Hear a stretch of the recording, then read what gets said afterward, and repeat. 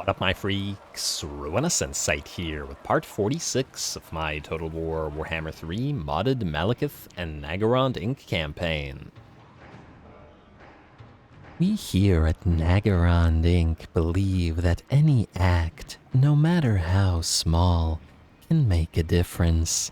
Always remember to leave the world a little more miserable than how you found it. Naggarond Inc. Changing the world, one random act of misery at a time.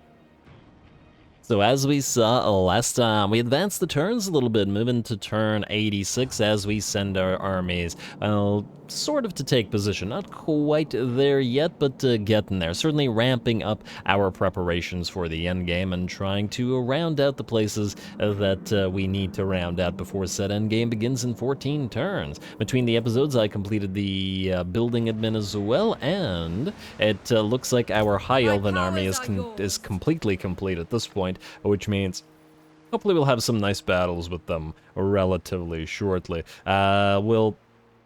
I doubt that there's any good enough islands on the way for them to get a proper debut, because I don't see any Skull Islands, but they'll certainly be here in time to fight against the Wood Elves. I guess it'll be a nice little elf three-way, Slaneshi Giggle, as we get underway. We're also going to really need to figure out who we're going to send to the Witchwood, and, well, Lorelorn is also going to be kind of a problem. I was originally thinking to send Crone Hellebron out all the way to Dryka, so that she's there when Dryka pops up. But then, what, do we need to build another army to Lorelorn? Can we even get there in time? It'll certainly be something to consider, but for now we'll continue recruiting and doing as we are. Now, Malekith, I would like you to not get a Skaven Plague. That's what I'd like, if possible. So I think you're going to actually stay away from Mr. Skittice 10 Scratch. You're gonna move over here. Who's this trespassing territory on? Oh, it's Broken Axe? Yeah, okay, that's fine. In fact, everybody will love the fact that we trespass on the Broken Axe. We will probably declare war on them. I don't think we actually care that much about them because they're kind of weak. But the thing we do care about is maybe sending Malekith down to defeat the Warherd of the Shadowgave. Morathi, then, perhaps we don't need to send to fight here. Maybe we send her down to Orion's camp, because somebody has to go to the heart of the jungle to deal with the Wood Elves that spawn there at the end. Though Morathi by herself without a follower army may have a little bit of a difficult time. And, well, and we still probably want her to get the additional Doomfire Warlocks before we go. Speak. Especially since she won't have Black Ark support. I guess for now she could sit in the sea, and then we'll send the army to her. Anyway, let's get a move on, shall we? Hellebron, I guess you were going to continue going all the way to Dryka. Well, there's another option. If we end up betraying Wintertooth, and it seems that everybody says there's pretty much a consensus that we should probably just betray Wintertooth in light of this whole Shield of Civilization thing that we're doing. We could send Hellebron up here, or we could send another army up there, because it won't solve the problem of Dryka. Alright, you know what, Hellebron, just keep moving down this way. The Black Ark that's supposed to be following you is definitely going to be in danger out here as well. Also, how far can we travel down the River Reich? Oh, pretty far. Oh wow, the Black Ark can go like all the way to here, damn. Imagine being all the way in Talabheim and seeing a Black Ark just show up. I don't actually think that the waters are deep enough here for Black Arks, but maybe they are. Maybe they are. Would be an interesting thing. Anyway, and not important right now. Malekith, Crone, Hellebron, you are all good. Let's see, Jaden the Troll Vanquisher, moving around to deal with all of these guys, and down towards the Skaven there, but for now, just keep going this way. And we still probably want to get you another Cainite Assassin as well. Admiral Moksha, I believe, can't move, but we'll see later. Morathi, I was just talking about you. And let's send you down to... I mean, I guess you could go grab the Sea Corpse, but also this army is kind of there, so we could do that. I mean, she's going to be waiting for 2 turns anyway, which is the problem. You know what, I guess just go back. Go back and grab these... No, you know what, stay at sea. I am Morathi. Can't make up my mind, but the army that's going to give you stuff is coming anyway, so... And just stay out at sea for now. Alrighty, and then Valal. You know what, we could use Valal instead of Crone Hellebron, rather, and send him up here to deal with these three. Do we need to send this strong army to deal with them, though? Problem is there's no other army that could do that. Especially if we leave you out there. Alright, fine. Valal, you're also quite far from anything else, so you might as well stay here. And then if new stuff pops up, then you can deal. Alright. You are a Black Ark after all, so there's still going to be a limited amount of stuff that you can do. Without some support, Sharky, you're still waiting for various assassins. I believe you were also heading out to this island.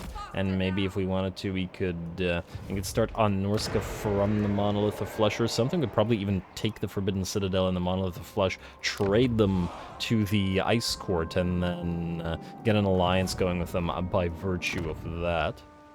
And then what, the Sarl encampment in the Bay of Blades to the Great Orthodoxy? A little bit much, but we'd still be owning most of Norska, and it would be a nice little coordinated sort of defense. Anyway, Sharky, you are good as you are. Admin, we don't need to move.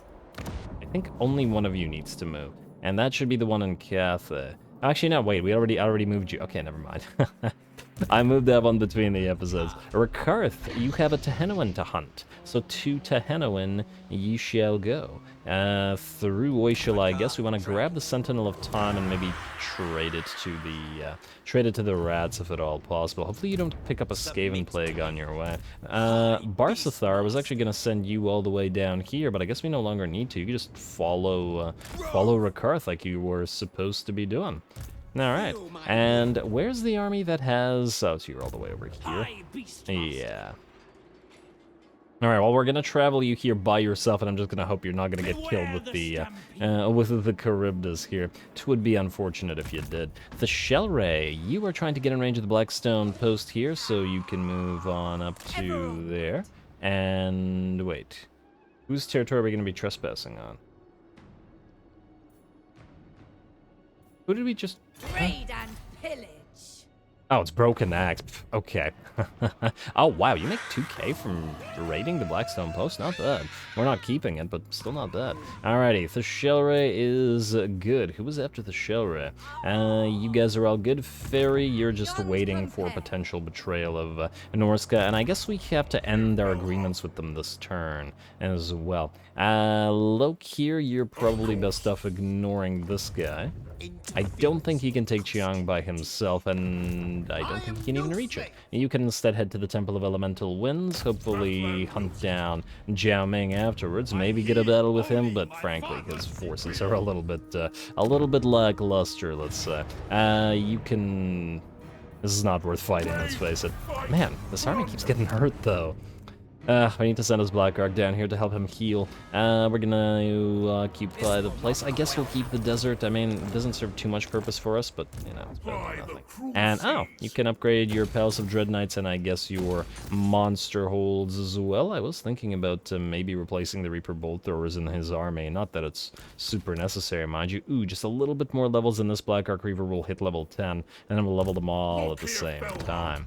You do not need the Den of Outlaws here. Do not bother collecting the income. Let's build up the wood. We'll build the dyes here at Fuhong, assuming that we'll keep it. And oh, look at that. Village of the Tigerman has a defensive structure.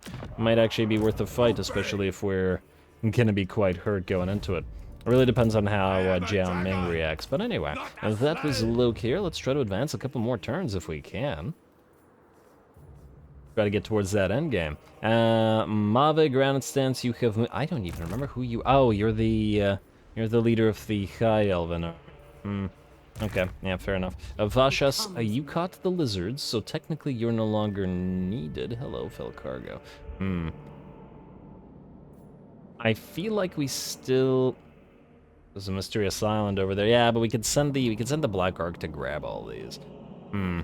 I'm just wondering whether we will need you to help defend the Tower of Ashung. Yeah, we should probably send you down here rather than bothering with the island. So back towards the Tower of Ashung you go after that long trip. But hey, at least you took out the remnants of the lizards, so can't complain too much. Trillion Emerald, you're good as you are. Jaden, why must there be multiple Jadens? Okay, that's the one. All right, here.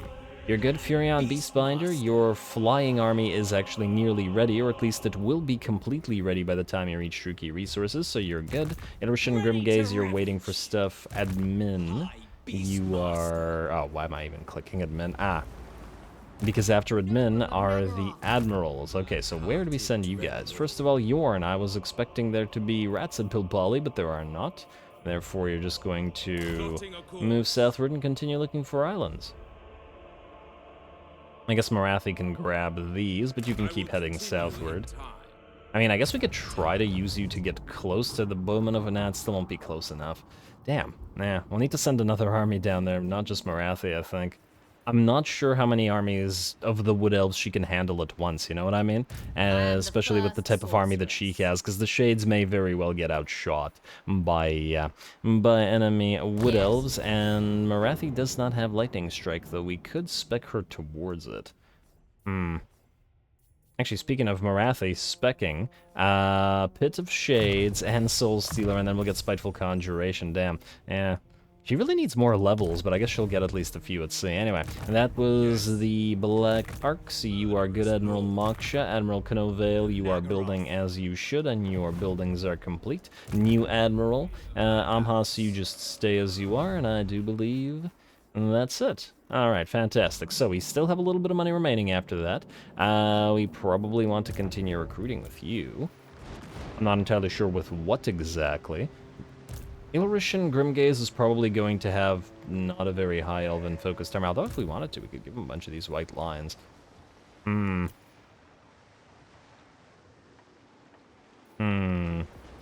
Just keep building white lines. I don't know whether we'll need them, certainly in this number, but just so that we have the option to put them in an army. If we do. Who knows? Anyway, with that, I believe we're good to end the turn. Assign skill points, building upgrades. I did those between the episodes, so we should be fine. You, Malekith, can go into raiding for a little bit of that extra cash. And slaves, and that should be good. Hopefully the rats don't try to take Bordelot from us. Would be a bit irritating, but oh well. End turn. I hope I didn't forget anything. Administration. There was another, damn it. I did say there was one administration that we needed to move, but I couldn't remember which one it was, and I guess it was the wrong one. Scrollkey, you want a defensive alliance? No. We're gonna maintain relative friendly relations with these guys and maybe the Awakened, but otherwise let them fight it out amongst themselves. We're not really concerned with their problems at the time, unless we need their territory, which we currently don't. A gentleman.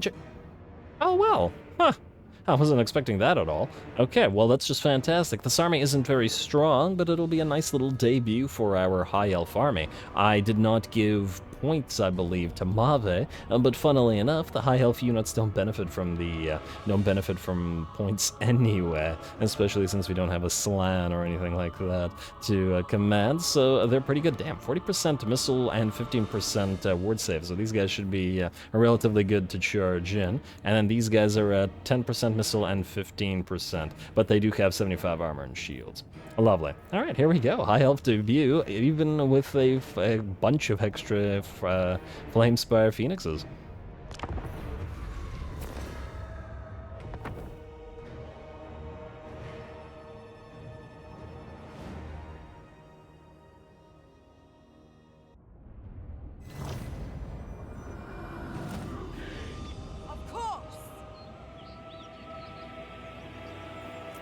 Alrighty, here we go. The first battle for our newly minted High Elf army. 3 Phoenixes soaring overhead, but this is just the beginning of our Phoenix flight, as there will be plenty more Phoenixes coming in as a reinforcement. Obviously, we also have the Silveran Guard and the White Alliance, though of course we've already seen them, but we have not yet seen the Silver Helms, of which we have a bunch of units here as well. Now, how do you guys look in our color scheme? Let's see. Can't actually tell them apart all that well. Oh, the shielded ones at least have the purple color scheme on their shield. Now, I guess the parts of the barding are also very slightly purple. I feel like their armor isn't quite dark enough to fit in with the dark elves, but on the other hand, it actually probably would be if they were using the dark elf steeds rather than the high elf steeds, because that's what I think is the biggest difference. Otherwise, I think they do look fairly similar to dread spears and whatnot. But anyway, and not super important. Here we go. We're going to begin the battle. Actually, kind of a choke point battle, but while I originally wanted to hide our units, it looks like the better action will be to actually sally out, as there are enemy great cannons and mortars hidden in the trees, and we can simply run them down with our piles of silver helms if and when they eventually reach them. Also, sorry about the delay on this particular episode. I guess all episodes throughout all the campaigns. Once again, I have to work this weekend. And, man, it's been several weekends. It's been busy at my day job lately, and tiring. I haven't even gotten to try out Baldur's Gate yet, and everybody's playing it, and I'm jealous. But anyway, I'll get to it eventually. Ooh, now that was a nice chill wind. Look at that. Gentleman Jenkins, you led your men into a very foolish attack. I'm just curious, how much damage was that for a cheap chill wind? Not overcast. That was 22k damage, and yeah, very, very nice. Anyway, we charge forward with our Silveran Guard and our white lines. Some of them are waiting, or not waiting, but trying to get to the enemy all the way back there, and it'll probably take them a while to reach the battle lines. The Phoenixes have also dropped in the background, and this is at least partly going to be their show. And ooh, you like that fiery wing slam attack that they do. That's a really nice one. Can't wait to see more of these guys. We should probably put a few more of them in a few other armies, so once we're done building a bunch of white lions, we can probably go ahead and build a few more phoenixes. Maybe we should get Rakarth a couple phoenixes. Not even though he, I guess, doesn't buff them, we could put a few into his follower army to help the harpies and the manticores out. That would also make sense. Anyway, I'm sure that the mortars will be out of the picture soon, and then we'll have more to do for the phoenixes. Over on the side, we have our silver helms charging on in, and those crossbows and those free company are probably doomed. And there we go, and there's our other phoenixes, and hey, dropping those bomb abilities that they have, and the enemy goes flying at the same time from the charges of the silver helms. This is almost like playing a high elf campaign with all these units, and look at that, the phoenixes move in. You got 110 kills. Yeah, you were the one that was dropping several of your what's this ability called, by the way? Wake of Fire ability, and you have 10 charges, which is pretty crazy. But anyway, that was a few charges from one. Imagine lots of charges from, well, lots of them. Phoenixes would also combine really well with the Fire Leech bolas, both the bomb and the actual bolas. Would be a nice combination. As an aerial bombardment sort of army, which would be different than the general aerial armies. Anyway, the battle is just about ours as the Phoenixes and the Silver Helms absolutely wrecked the enemy backline, and the enemy front line was just not up to holding our infantry down, but our infantry didn't even need to do all that much work either. Frankly, Gentleman Jenkins has a fairly weak army. I think he's one of the weak ones. Mad Melitson and Jenkins are the two weakest ones, unless I'm mistaken, and charging towards our army here seems like an awful idea. I actually have no understanding of why the AI decided to do this. But I guess the auto-resolve did say that we'd take medium casualties or something like that. I guess maybe it's the auto-resolve is underestimating high elf units like it usually does our Black Ark Corsairs. Possibility as well. Well, either way, I believe with that the enemy army will shatter. Are you still attacking, or are you done for? Yeah, shattered. Okay, the enemy army is done. We have two phoenixes backing up our lord, and they'll chase them down together. And once again, one of the reasons I got the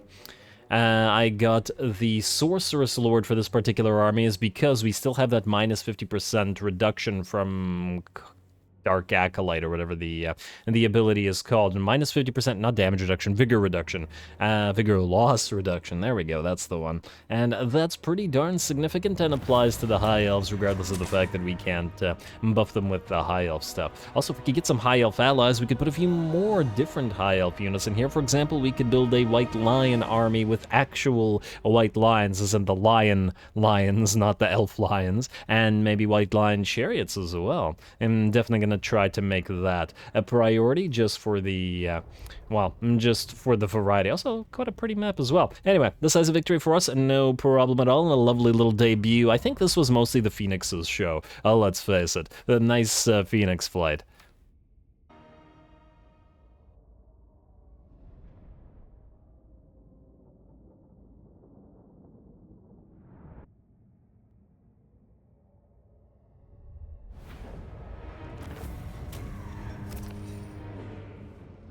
Alrighty, very nice and no problem whatsoever. Did the auto-resolve say medium casualties? That was never going to happen, gentlemen. Jenkins, you've gone completely crazy. We did 14,000 damage on this Phoenix. And this was the Phoenix that used, I think, 3 or 4 of the 10 charges that it has on that bombardment ability that Phoenixes have, basically doing as much as any other unit in the battle, and that includes all the extra damage the Silver Helm soaked up by chasing enemies down. So yeah, the Phoenix's fire ability is very powerful. Gonna build some more Phoenixes. Lovely. We are going to, I guess, take the money and the slaves, because why wouldn't we? The entire army is destroyed, and they were foolish to try this. Control -5 to all provinces? No. Hakan be praised, but admin gets wounded? I don't think we care about that. As in, yes, it's great sacking and looting, but is our money really problematic enough for us to care right now? No, Livia, fine.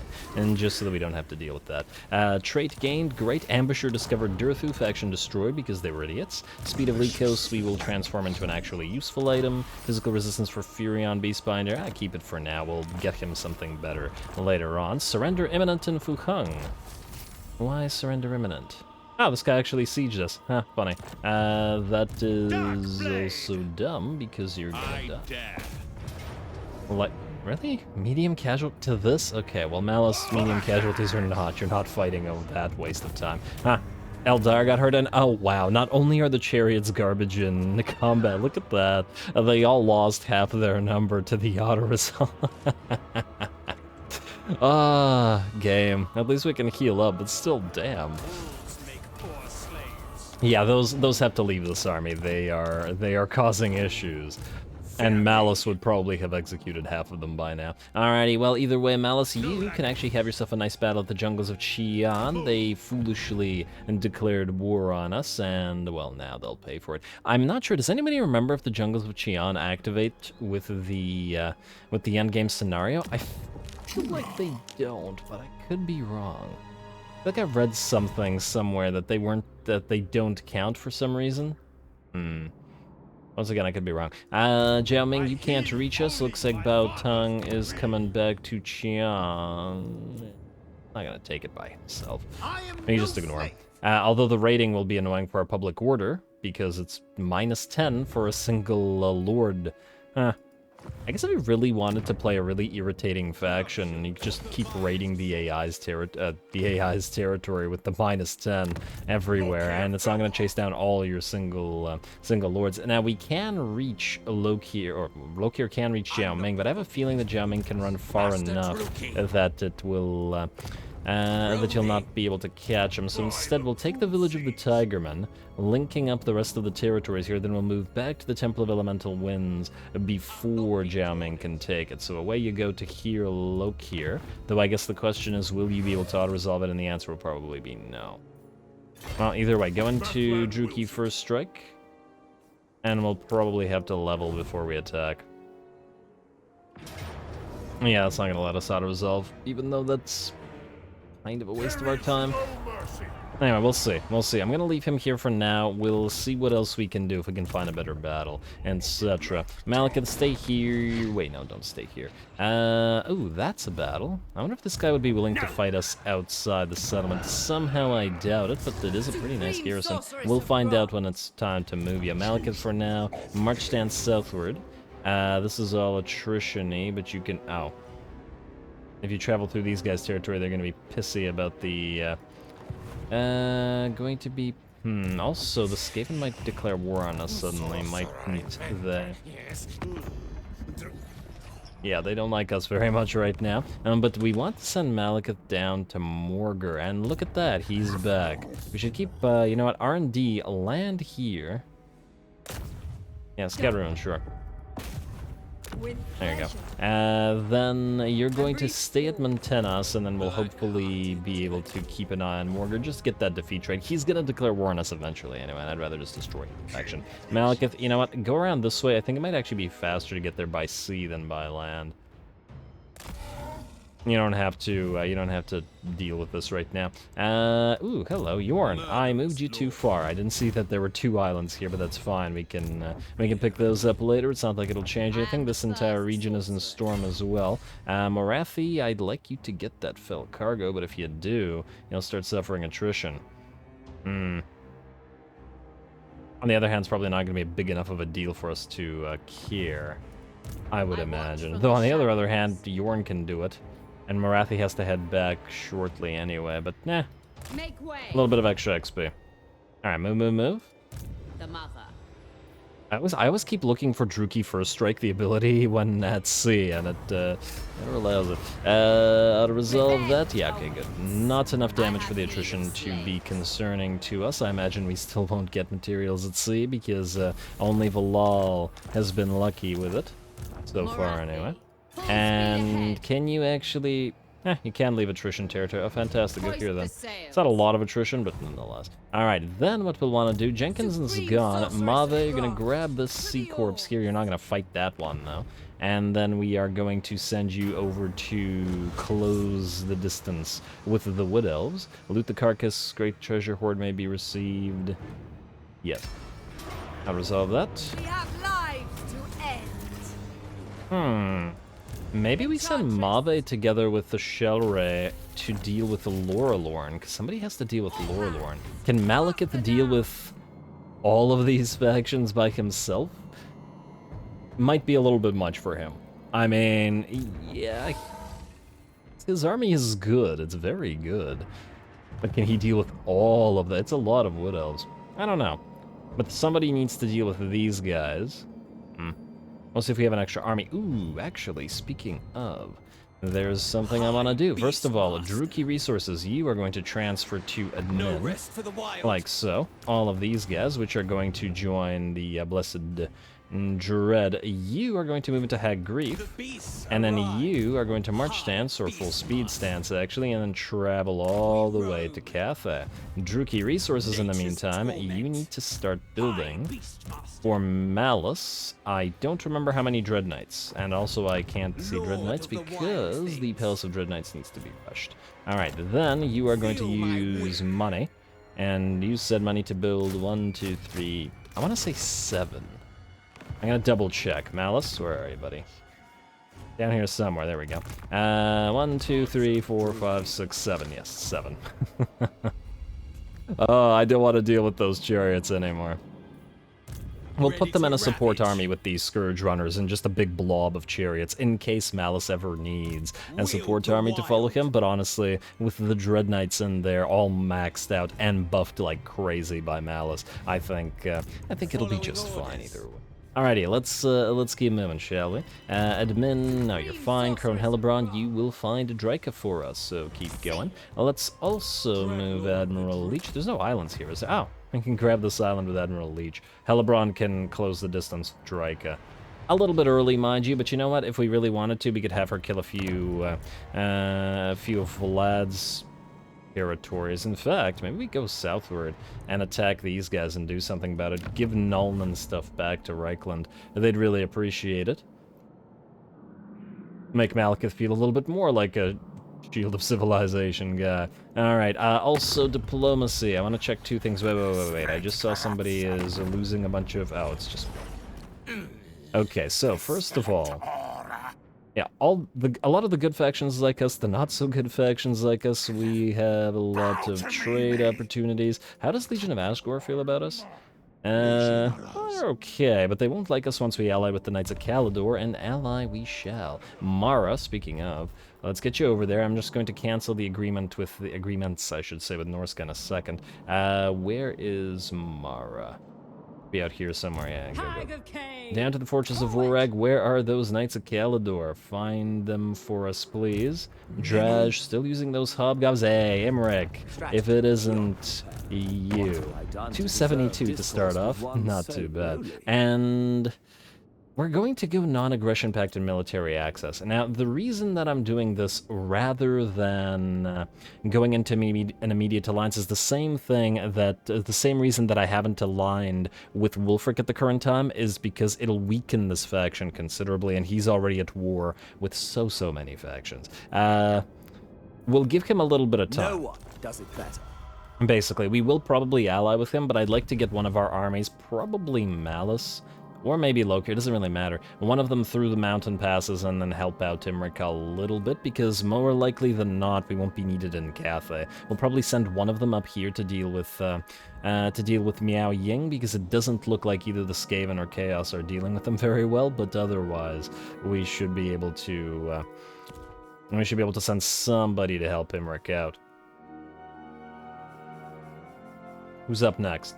Wait, did I forget somebody? And oh, I've been doing it out of order again. Why? Why are you doing this, Ruinous? Alright, you, Erdathang. Can you take this? Oh, it's a Mysterious Andes. You can't take this. Well then, that you shall take. Power of Prescience. Hello, what is this? Another standard of Hag Reef. Fantastic. Melee attack plus 10 and evasion. It's a pretty decent standard. And you will not be using it. We'll be giving it to one of our legendary lords. You can march stance all the way to here. Somewhere where you don't suffer attrition. And wait, how close are you to leveling up? Not as close as I'd like. I would really like it to be able to... Wait, can you recruit... We need somewhere to be able to recruit... Yeah, we could do it out of the Halls of Ravaging here. Okay, fantastic. Then you need to land, and you need to land, I guess this is the shorter path. Alright, fine. You're going to the Mine of the Bearded Skulls, wherein you will be recruiting. Now, Rakarth, can you reach to Henowin? You cannot, at least not yet, at least not this turn, but that should change next turn, and that looks like it'll be a proper fight. He's, well, no, it's still a bunch of garbage skinks, but, okay, they're only garbage when the AI uses them, let's say that. Traveling. As in, don't underestimate skinks. You're also quite hurt. We probably shouldn't be raiding Pestilence. They probably are also kind of pissy about all this trespassing we're doing, but whatever. I don't think we care that much about them either. You are going to run past them. I don't imagine they're going to declare war. Okay. R&Ds. Oh, right. Clan Spittle is still out here. We should probably send an R&D out that way, but I'll probably deal with the R&Ds between the episodes. As per usual, Jaden, you could grab the Skull Island, or we could just use Moksha again.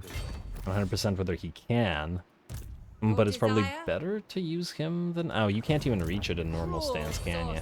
Nah, I'll just use Moksha then. Alright, Moksha, give it a try. A little bit more money, not that we really needed all that much, but, you know. Potential for more materials at sea, raid the cove, and good, we can auto-resolve it. And we'll enslave / heal up.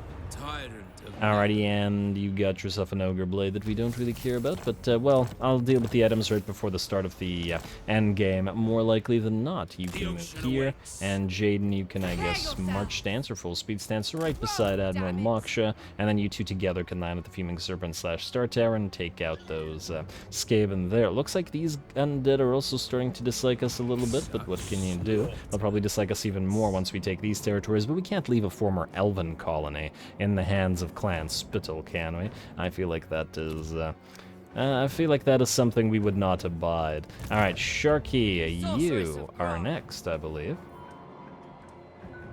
Alright, keep heading towards that island. Ooh, we should also double check if there's another available Son of Murder for you. Blood of Asur and Vicious, both are terrible. You know what, let's summon the Blood of Asur guy.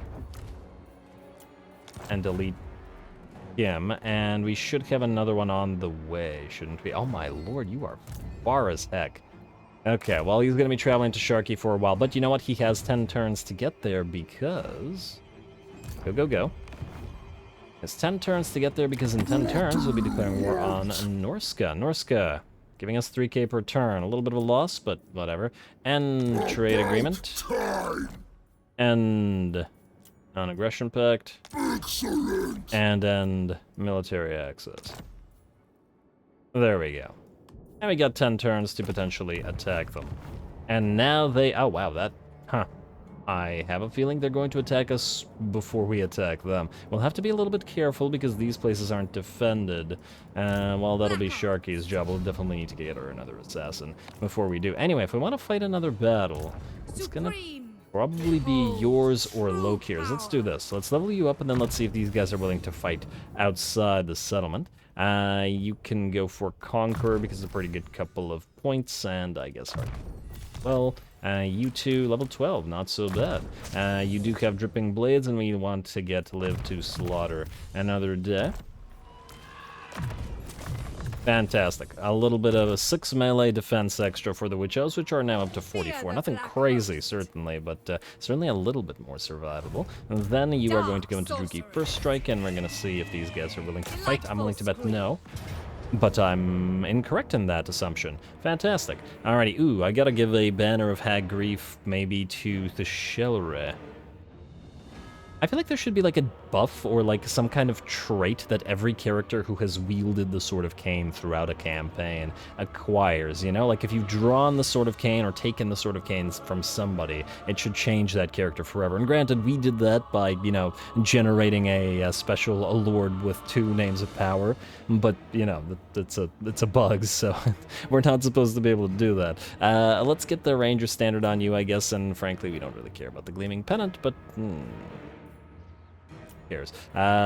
This looks like a fun fight. Blood Knights, we got a Black Coach, we got a Mortis Engine, Terrorgeist, etc., etc. A few weaker units, but don't underestimate them because, well, maybe I'm biased because Vampire Counts are my favorite, but don't underestimate them.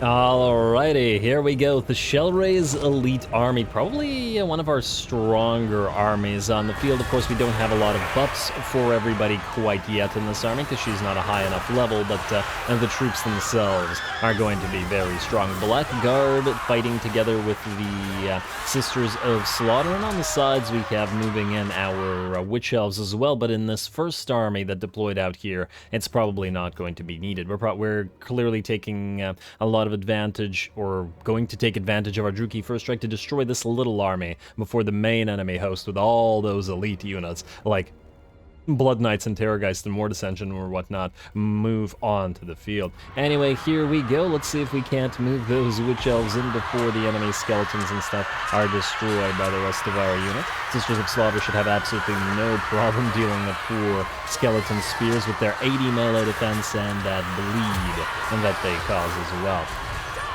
I don't know how you wring blood from bone, but apparently it does work out. The Shelre being real flashy, using her cascading fire cloak while fighting the enemy necromancer, and it looks like this first army is actually beginning to crumble away. Executioners are executionating as they like to do, and as usual, those blood rack shrines in combination with the blood cauldrons are also doing a pretty dynamic job, as they usually do. And we got a lot of all those overlapping buffs from both the Blood Shield of Cain on you and the damage or the attack reduction from the Blood Rag Shrine as well. Which is why I keep putting Death Hags and Blood Rag Shrines in these armies together. Funnily enough, I feel like we haven't been using a lot of range in a lot of our Dark Elf armies, which I kind of do like, because, well, sometimes watching the non-gun range armies, just the arrow armies, coral armies, bolt armies, whatever, is a little bit boring, whereas with the Dark Elves you can put a lot of buffs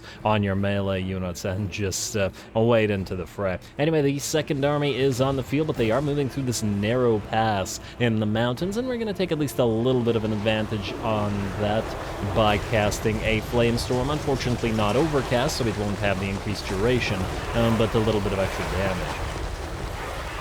And the Shelre just couldn't wait to, well, kill a few more enemies. Alright, and that kill count is climbing. The enemy was a little bit trapped there, and I'm sure that did decent damage to those skeletons and those Graveguard. And though, of course, the elites are the things that we're going to have to be concerned with. The rest of our army is regrouping, repositioning themselves, getting ready for the fight with the rest of the units. Man, I really like the I don't know, undercloak, the lining of the executioner's cloaks. I love how it's bright, bright red. They're very visible because of it, like it's their actual cloak being purple is quite dark, but the bright red cloak, you can definitely see them moving towards you, which I guess is what they want. Plus, I guess if they're attacking, if they're swinging their sword down in front of them, the blood is splashing all over them, so it'll be landing on the red part of the cloak, which I guess will make the blood less visible, though funnily enough, I'm not sure that that's what they want. Or maybe it's just sort of a representation that they're always bloody. Anyway, I digress. This has been your Dark Elf fashion notes for the week. Warhammer fashion notes, whatever. I do get into those little rants periodically. Anyway, it looks like the enemy is grouping up just as we are, but they are allowing our Bloodrag Shrines to stay and get a little bit of range damage. We may not have any, whatchamacallits, Reaper Bolt Throwers in this particular army, but at least we can dish out a little bit of damage with our Medusa. Speaking of dishing out a little bit of damage, we are going to have our Manticores try to deal with the enemy Terrorgeist. And surprisingly enough, while the Terrorgeist is anti-large, it does have very low melee defense at only 25, and there's a pretty big stat disparity in between the Manticore and the Terrorgeist. The Terrorgeist does have the Bone Crusher, so it'll reduce our own damage, but we have more everything by the looks of it, with the exception of melee attack, but it's almost even, and HP. Of course, the effective HP of the Terrorgeist is also very high due to the fact that it has regeneration. But here's the problem. We have two Manticores, and it just has one Terrorgeist. Plus, the Manticores do bolster each other with that aura they have, so they'll have additional physical damage resistance and armor on top of that, and working together, they should be able to bring this thing down, I would imagine. I do feel like they should add a sort of function to units, because this is generally a problem in this game. Units have a tendency to do this. So you see how these two units are together? I had originally ordered them to attack the Terrorgeist from different sides, and I moved one around and had one attack it from the front and one from the back. But slight damage to the Terrorgeist meant that it got knocked away, and then these two are now standing right beside each other. Units in this game have a very bad tendency to get in each other's way. This is super visible with Ogre armies in particular, and actually one of the reasons I kind of dislike Ogre armies. I mean, yeah, it's really fun using Lead Belchers and Iron Blasters and stuff, but other than the range stuff on the Ogres, which, you know, Ogres should have a lot of melee stuff, it is often kind of a hassle with all of your units getting in each other's way. But yeah, I digress once again. I just really think that they need to change the behavior of units very slightly. Oh, look, they brought down the Terrorgeist.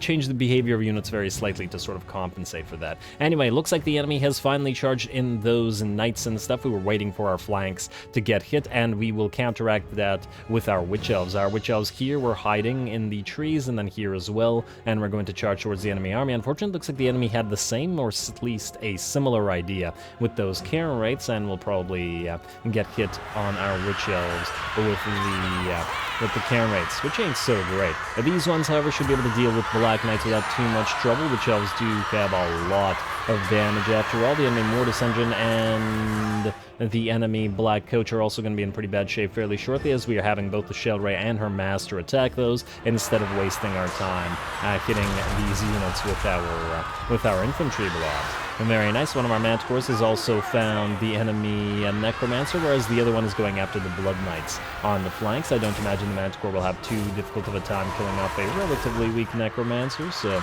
that should definitely go in our favor. Blood Knights are still fighting, but are starting to lose HP down to about a quarter, and the Black Knights here have been pretty much ripped apart by the enemy, by the Witch Elves. Very nice. Over on this side, however, the enemy Karen Raids did indeed find one of our units of Witch Elves and have basically ripped them apart as well. So a little bit more even on the flanks this time, and we're certainly taking damage. The enemy Black Coach, I believe, has also been destroyed by the Shell Ray and the Master there, and we can now move the Bloodrag Shrines and the other units to deal with the Karen Raids. More Blood Knights over on this side as well, and we'll still have our Witch Elves fight them, and our Sisters of Slaughter, I guess, attempt to hold. Oh, you gotta love Blood Knights. Sweet carnage! I really like the color scheme of the Blood Knights together with the color scheme of the Barrow Legion as well. Alrighty, sad to see my favorite Vampire Camp units lose, but it is what it is. Gotta bring them down, and Witch Elves are certainly adept at doing damage. They may lack a little bit in the way of armor piercing, but the sheer amount of damage they dish out will break through that. Besides, it looks like the rest of the army has begun to crumble away, and just like that, very, very suddenly, the battle is over, and ours. Quite fun. We certainly took damage this time as well, so I guess for the final battle of the Barrow Legion, they certainly brought a fight. I do wish that we had a little bit maybe more magical damage to have dealt with those cairn wraiths. Maybe I should have tried to focus them down a little bit more with the Shellray's with the Shellray's spells, rather than leaving our units to deal with it. We may want to get a Lichbone Pennant in this army as well to counteract that sort of thing. Although, I guess it won't be a problem once we're fighting the Wood Elves in the endgame scenario, will it? Yeah. Well, either way. Close victory.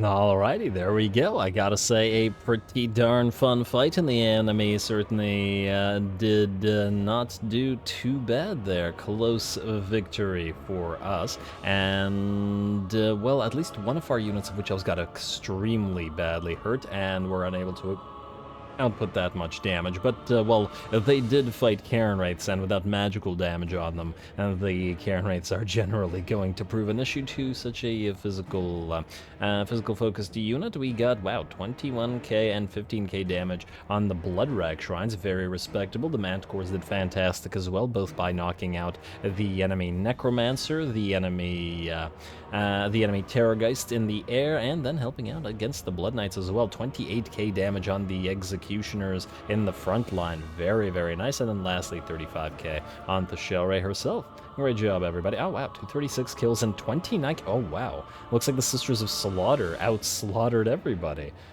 Just barely beating the Executioners, but damn, you gotta admit, that's pretty darn impressive. And they all did pretty darn well. 17k and 14k. And they don't even have the rank 7 buffs yet. You know, I've been very impressed with Manticores and with Sisters of Slaughter throughout. They've been both very useful. And Slave, please, just to heal up, and we should be able to take Blackstone Post. I think you are in range of it, but I guess we'll find out in a second. Overseer for Eleanor. This name always makes me laugh. Eleanor is a fantastic name. You do not need the Overseer.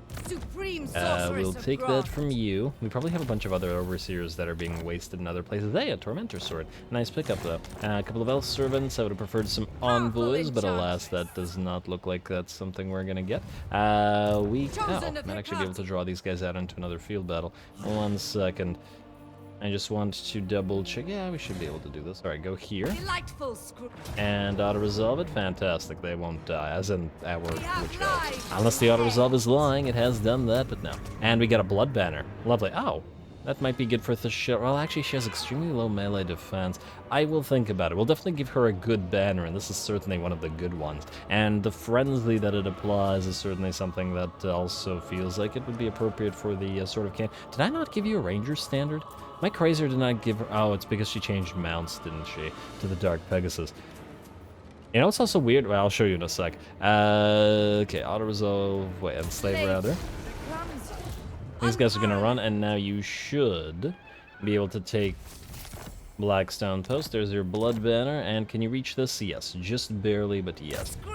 And we are not intent on keeping this, so I think we're free to auto-resolve and then sack it. Though, if we do sack it, I guess... Yeah, raising is basically worthless right now. And just sack it. There you go. Hey, a High Elf Slave, that's actually nice because we... Don't take that. We need a few of those because we're out of them. And just to put them on admin, you're going to go into Raiding for Slaves to get a little bit of that extra... Oh. I guess we could occupy it immediately. I don't think that we could move that far, but we can, can't we? Yeah, just occupy it then. Occupy it, and then we'll just trade it to Bretonia for whatever they're willing to give us, if it's even anything. Not that that matters. Anyway, with that done, I believe, yeah, we're out of time. So I am going to call the episode here. There's a bunch of admin to do, a bunch of R&Ds to move, probably some, well, I'll do the buildings between the episodes again, and then hopefully be able to end the turn and do whatever other fighting we need to do. Next episode, yeah, there's definitely a bunch of admin that we want to do. Speaking of next episode, next time we will try to hunt down Jiao Ming. Probably have to do this battle at the Village of the Tigerman, though, I don't know, maybe we'll be able to resolve with levels, but it might be worth fighting. And we'll see if we can get any other good fights this turn. If not, we'll just do that. And then we'll end the turn, look for more fights as we head towards that end game in 13 turns. And, oh, yes, possibly big Tehanoan battle as well. And with Rakarth, that should be a fun time. Anyway, stay tuned for more Malekith. Don't forget to leave a like and comment. All glory to the algorithm. And thanks for watching.